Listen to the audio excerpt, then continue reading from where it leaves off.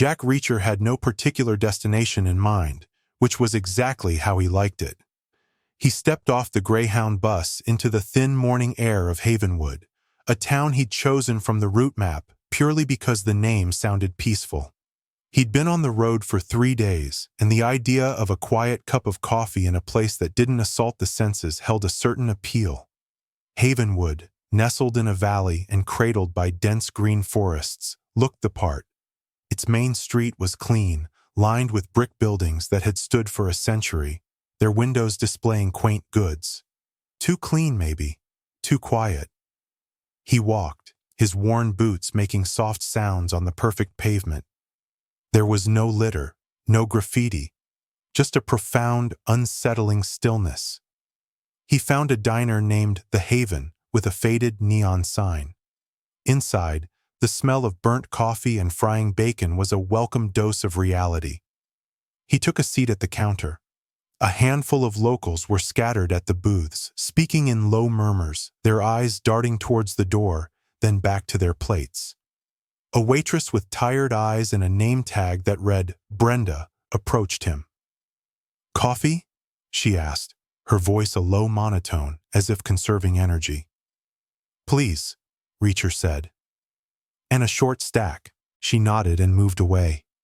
Reacher scanned the room. The tension was palpable, a low hum of anxiety beneath the clatter of cutlery.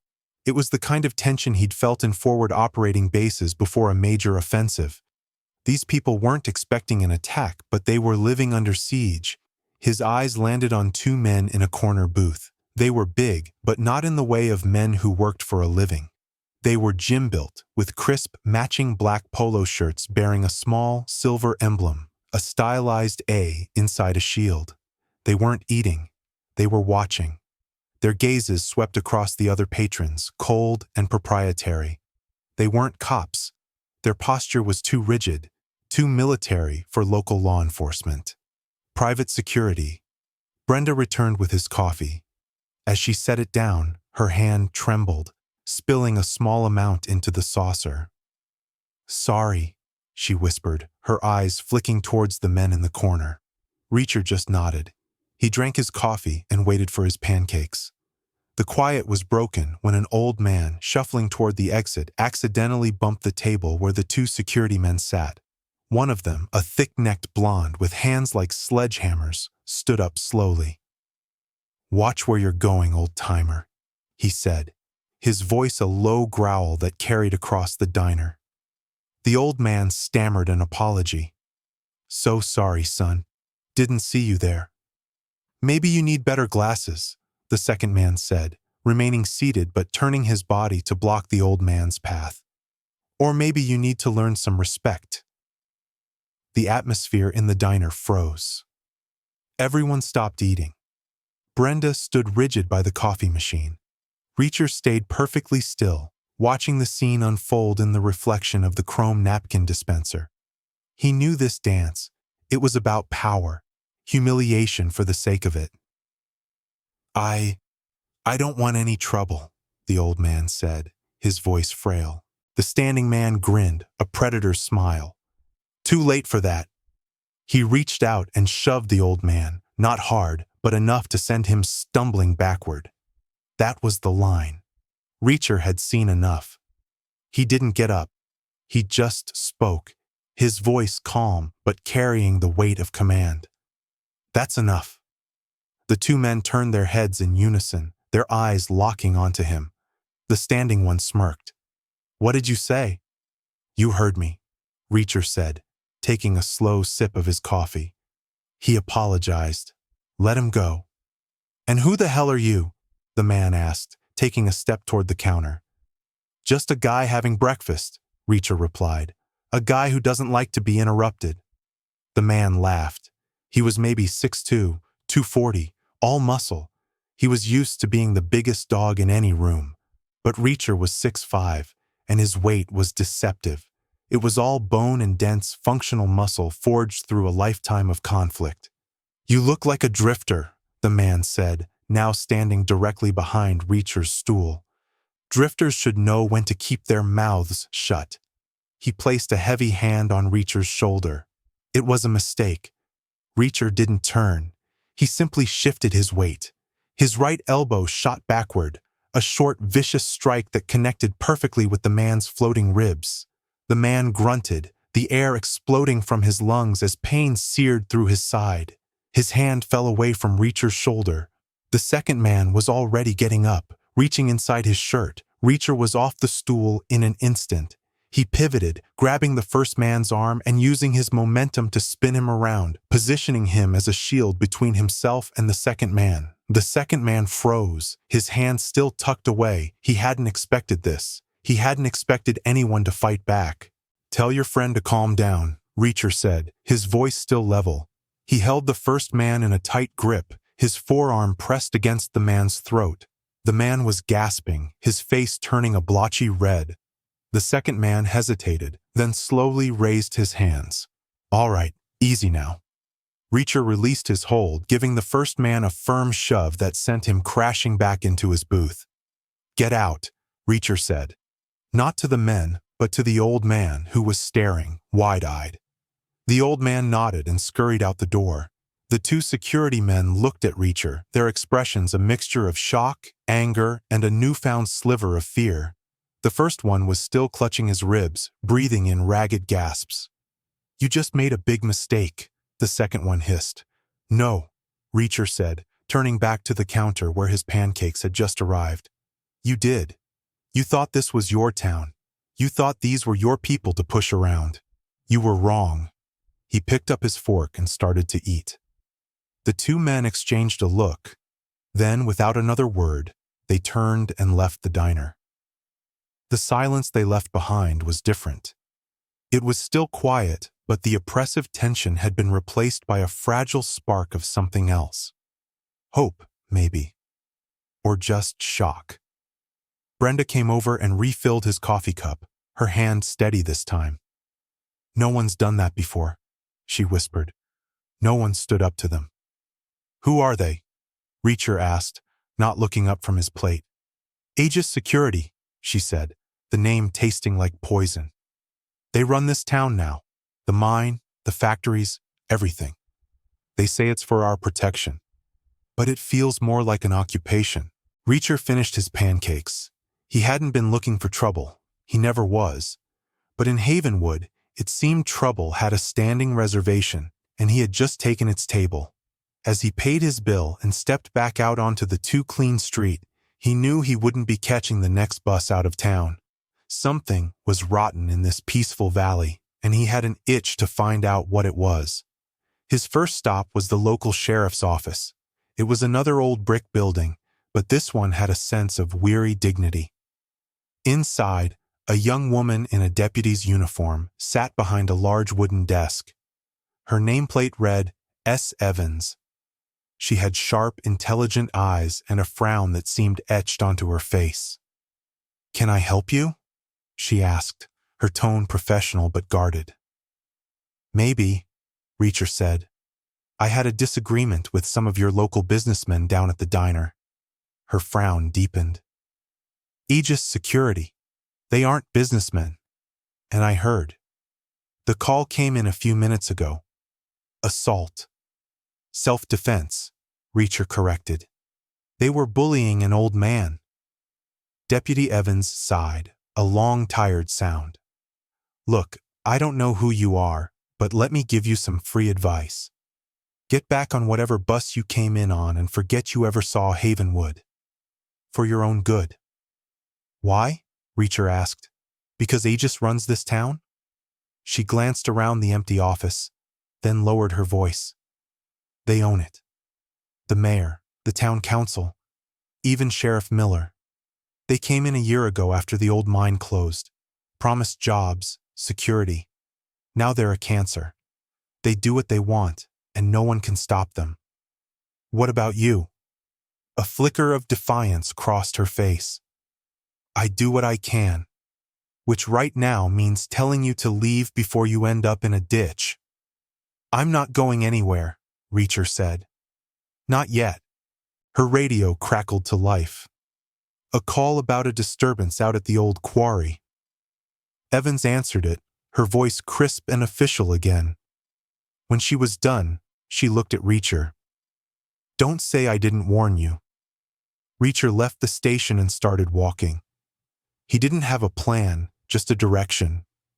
Away from the pristine main street and toward the industrial outskirts of town. He wanted to see the mine Aegis had reopened. He wanted to see what they were protecting. The further he walked, the more the town's facade crumbled. The houses became smaller, the yards less manicured. He saw more Aegis trucks, heavy-duty pickups with that same silver shield emblem on the doors, patrolling the streets like military vehicles in a hostile zone. The drivers all had the same look, hard, watchful, and devoid of any warmth. He found a ridge overlooking the old Northwood quarry. It wasn't a mine anymore. It was a fortress. High chain-link fences topped with razor wire surrounded the entire complex. Armed guards patrolled the perimeter. A steady stream of large, unmarked container trucks rumbled in and out of the main gate. This was far more than a simple security operation. This was a staging area.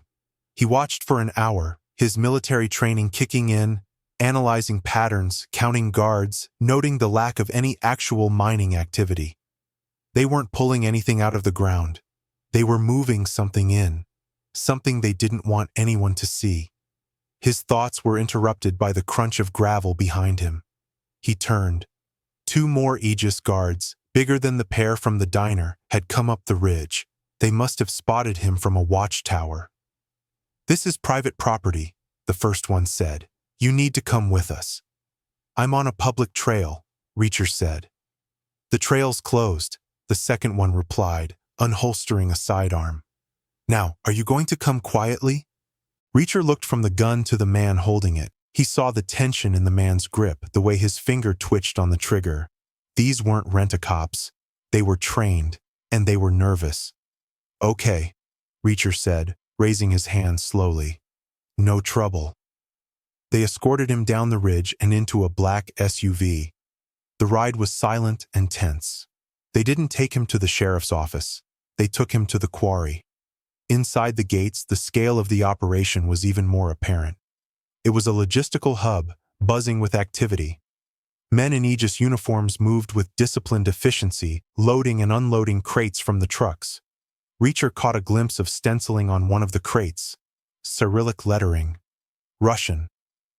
They hustled him into a small, windowless office. A man sat behind a steel desk, studying a map on the wall. He was in his late 50s, with close-cropped gray hair, a lean, wiry build, and the coldest blue eyes Reacher had ever seen.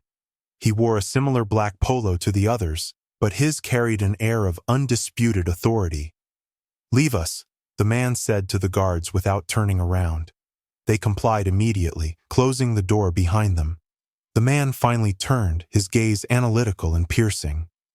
Jack Reacher, former Major, U.S. Army Military Police, recipient of the Silver Star, 2 Bronze Stars, and a Purple Heart. Resigned your commission 13 years ago. Since then, you've been a ghost. Reacher wasn't surprised they'd identified him. It was sloppy to get picked up, but he hadn't expected this level of sophistication. "You've been busy." "We like to know who's visiting our town," the man said. "I'm Colonel Marcus Thorne, formerly of the United States Marine Corps. Now I'm in the private sector. I run Aegis Security." "This is more than a security operation, Colonel," Reacher said. Thorne smiled, a thin, humorless expression. "Perceptive. That's what your file says. You see things other people miss, which is why you're a problem. You should have stayed on the bus, Reacher." "What are you doing here, Thorne?" "Providing a service," Thorne said smoothly. "Ensuring stability. The people of Havenwood are grateful for the employment and the safety we provide." The people in the diner didn't look grateful. They looked scared. Thorne stood up and walked to the map. It was a detailed topographical map of the region. "Fear is a tool. It ensures order. You, of all people, should understand that. You've wandered into a situation you don't understand. A delicate and very profitable situation. I can't have you disrupting it." "So what now?" Reacher asked. "You going to kill me?" That would be messy, Thorne said, tracing a line on the map with his finger. And I dislike messes. No, I'm going to give you a choice. We'll drive you 50 miles out of town, drop you off, and you'll forget you ever heard of Havenwood. You'll go back to your life of whatever it is you do, or you can refuse, and then things will become considerably more unpleasant. I don't like being told what to do, Reacher said. Thorne sighed. I was afraid you'd say that. He pressed a button on his desk. The door opened and the two guards entered, this time with heavy-duty zip ties in their hands. Reacher knew he had maybe 2 seconds. He lunged forward, not at the guards, but at the desk. He shoved it with all his strength. The heavy steel desk slammed into Thorne, pinning him against the wall. Thorne grunted in surprise and pain. Reacher used the momentum to pivot, delivering a powerful sidekick to the first guard's knee. The joint buckled with a sickening crunch, and the guard went down screaming. The second guard charged, swinging a fist. Reacher ducked under it, driving his shoulder into the man's stomach. He wrapped his arms around the man's waist, lifted, and drove him backward into the wall next to the door. The man's head hit the concrete with a dull thud, and he slumped to the floor, unconscious. From behind the desk, Thorne was struggling to free himself, his face contorted in a mask of fury. He was reaching for a gun holstered at his ankle. Reacher didn't hesitate. He vaulted over the desk, kicked the gun from Thorne's hand, and delivered a sharp, precise punch to the colonel's jaw. Thorne's head snapped back and his eyes rolled up. He collapsed, out cold. Reacher stood in the sudden silence, his heart pounding. He had to get out. He grabbed Thorne's sidearm, a Sig Sauer P226, checked the magazine, and tucked it into his waistband at the small of his back. He opened the door a crack. The corridor was clear. He slipped out, moving quickly and quietly, a ghost in the enemy's fortress. He knew one thing for certain. Thorne wasn't just running a security company. He was preparing for a war, and Havenwood was ground zero. He made it out of the complex by finding a drainage culvert that ran under the perimeter fence. He emerged into the woods, covered in mud and grime, but free. Night was falling, casting long shadows through the trees. He had no resources, no backup, and an entire private army was about to be hunting for him. His only potential ally was a small-town deputy who had already told him to run. He found his way back to the town as darkness settled. He circled around the main streets, sticking to the alleys. He needed to find Deputy Evans. He needed to convince her that this was bigger than just a few town bullies. He saw her cruiser parked outside the sheriff's station. He waited in the shadows across the street. About an hour later, she emerged, looking exhausted. She got into her car and drove off. Reacher followed on foot, keeping his distance. She lived in a small house on the edge of town. He watched her go inside, the lights flicking on. He gave her 10 minutes. Then he approached the front door and knocked. She opened it a few inches, her hand resting on the butt of her holstered pistol. When she saw him, her eyes widened. "Are you insane? They're looking for you everywhere. Thorne has every man he's got out on the streets." "I know," Reacher said. "We need to talk." "There's nothing to talk about. You need to disappear." "Thorne is moving military-grade weapons through that quarry. I saw crates with Russian markings. This is not a security company, Evans. It's an arms trafficking operation. At a minimum." She stared at him, her expression a mixture of fear and disbelief. "How do you know that?" "I was inside. I had a conversation with Thorne." "They had you inside the quarry and you're still walking around?" "The conversation ended badly for him," Reacher said. "Let me in, Evans. We don't have much time." She hesitated for a long moment, then she unlatched the chain and opened the door wider. "You've got 5 minutes to convince me I'm not making the biggest mistake of my life." Inside her small, neat living room, Reacher laid it all out. What he'd seen at the quarry, the conversation with Thorne, the military precision of the operation. "He's not just moving weapons," Reacher concluded. "He's planning something big, and this whole town is his cover." Evans listened, her arms crossed, her face pale. "I knew something was wrong," she said quietly. "People have gone missing. Folks who asked too many questions. Sheriff Miller told me they just moved away. I never believed him." She finally looked at Reacher, her eyes filled with a new resolve. "What do we do?" "First, we need to know what the target is," Reacher said. "That map in Thorne's office." He was tracing a line. It went north, toward the Havenwood Dam. Evans's blood ran cold. The dam, it holds back Havenwood Lake. If it were to fail, the entire valley would be underwater in less than an hour. The town, everything would be washed away. It clicked into place for Reacher. A horrifying, brutal logic. It's the perfect exit strategy. They move their shipment, whatever it is. Then they blow the dam. A catastrophic natural disaster. All the evidence, all the witnesses, gone. Wiped off the map. A new urgency propelled them.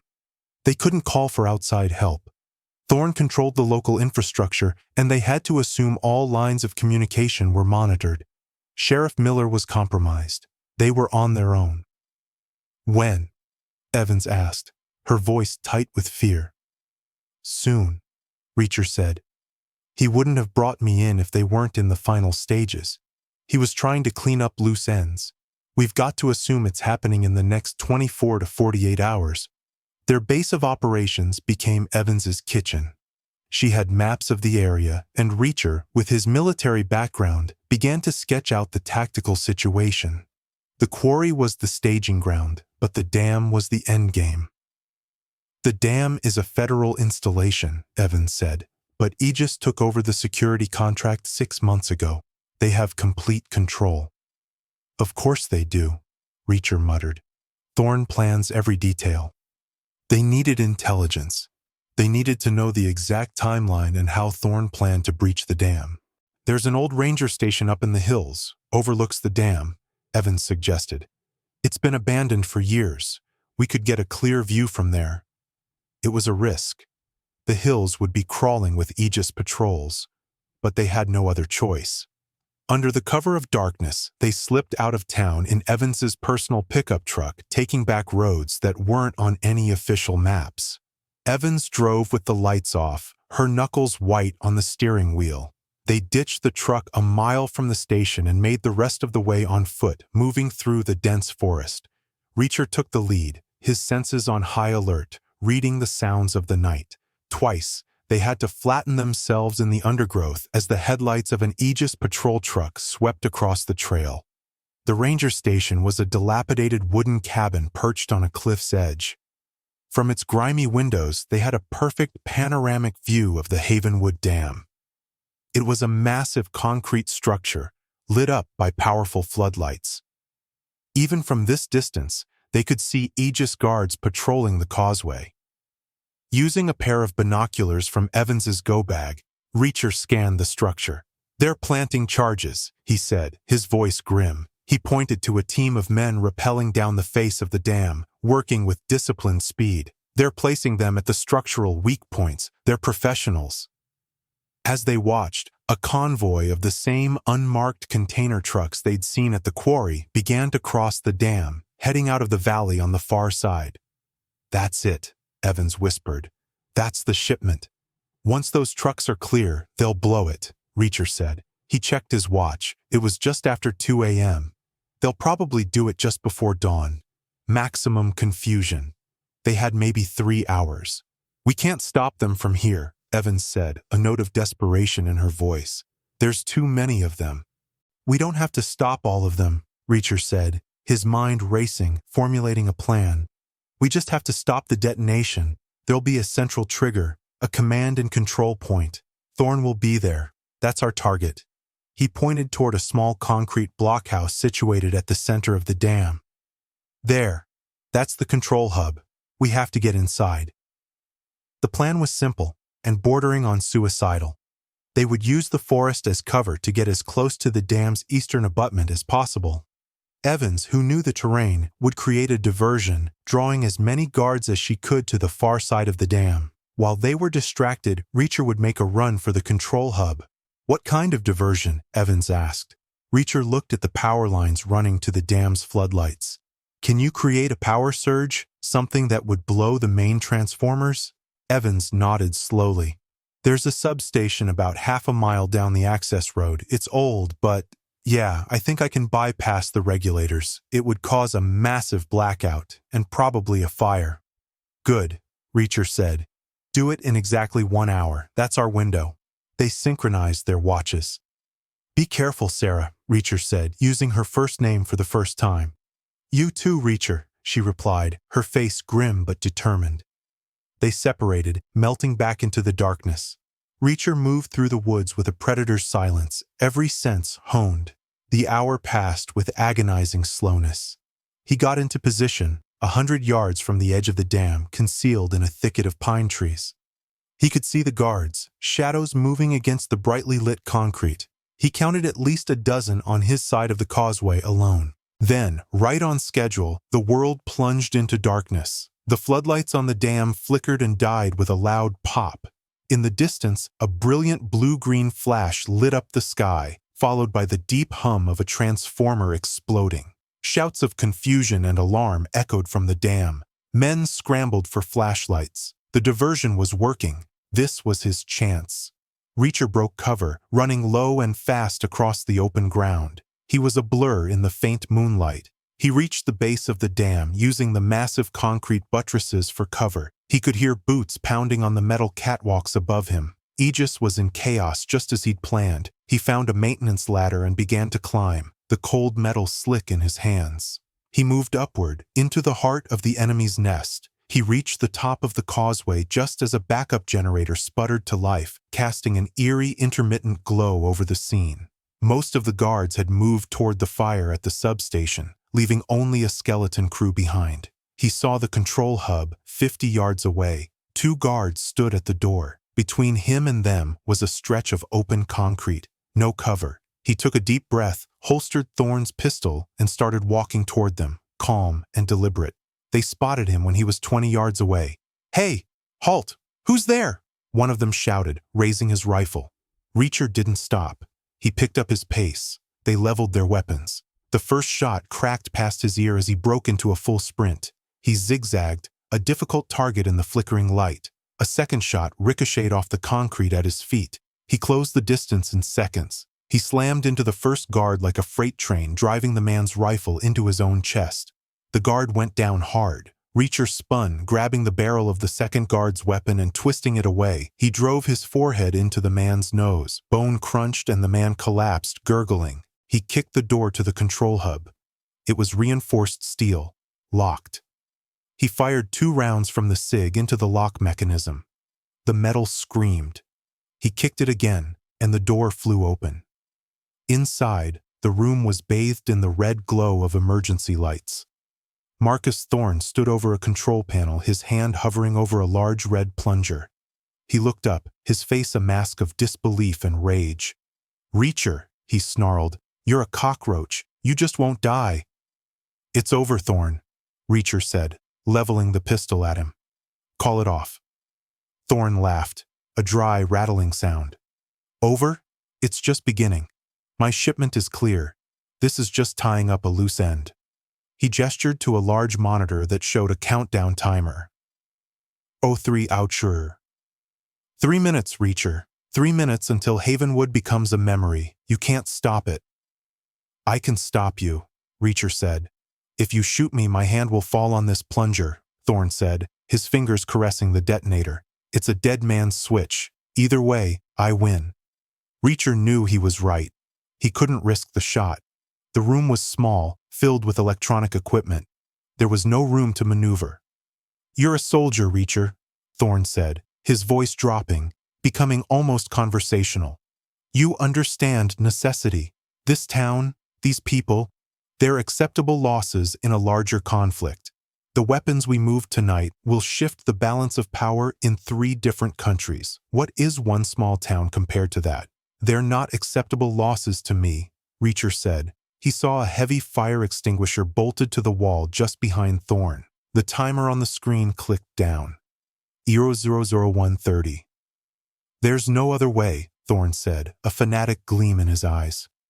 He started to press down on the plunger. Reacher threw himself forward. Not at Thorne, but to the side. He fired the pistol. Not at the man, but at the bolts holding the fire extinguisher. The bullets sparked against the metal. The first one missed. The second one sheared the upper bolt. The heavy cylinder swung down on its remaining bracket, pivoting like a club. It slammed into the side of Thorne's head with a sickening thud. Thorne's eyes went wide with surprise, and he crumpled to the floor, unconscious. His hands spasmed, missing the plunger by inches. Reacher scrambled to the control panel. The timer read U02045. He scanned the complex array of switches and buttons. There had to be an abort sequence. His eyes found a covered toggle switch labeled Master Override. He flipped open the cover and slammed the switch down. The timer froze at 0007. A series of green lights on the panel blinked off, replaced by steady red ones. The system was disarmed. A wave of exhaustion washed over him. He stood there for a moment, the silence of the control room deafening. It was over. He heard footsteps and spun around, raising his pistol. Sarah Evans stood in the doorway, her face smudged with soot, her service weapon in her hand. "It's done," he said, lowering the gun. She looked at the disarmed panel, at Thorne's unconscious form on the floor, and then at him. A slow smile spread across her face. "Yeah," she said. "I guess it is." The aftermath was swift. With Thorne captured and the detonation sequence aborted, the Aegis operation fell apart. The remaining mercenaries either fled or surrendered when the first federal agents, summoned by Evans on a secured channel, began to arrive at dawn. The arms shipment was tracked and intercepted before it reached its destination. Reacher didn't stick around. He gave Evans a concise statement, omitting any details that would require him to fill out paperwork or appear in court. He watched as the FBI and Homeland Security swarmed over the dam and the quarry, turning Havenwood into a federal crime scene. The town was safe, but its strange, forced quiet had been shattered forever. He found Evans near her cruiser as the sun rose over the valley, casting a golden light on the placid surface of Havenwood Lake. "You're leaving," she said. It wasn't a question. "That's what I do," he replied. "The town owes you its life. They'll never even know your name." "That's the way I like it," Reacher said. He looked at her. She was a good cop and a brave woman.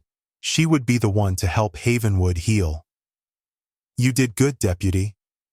"So did you, Major," she said with a small smile. He turned and walked away, down the road leading out of the valley. He didn't look back. There was a highway up ahead, and another bus, and another town somewhere down the line. He didn't know where he was going, and for Jack Reacher, that was the only destination that ever mattered.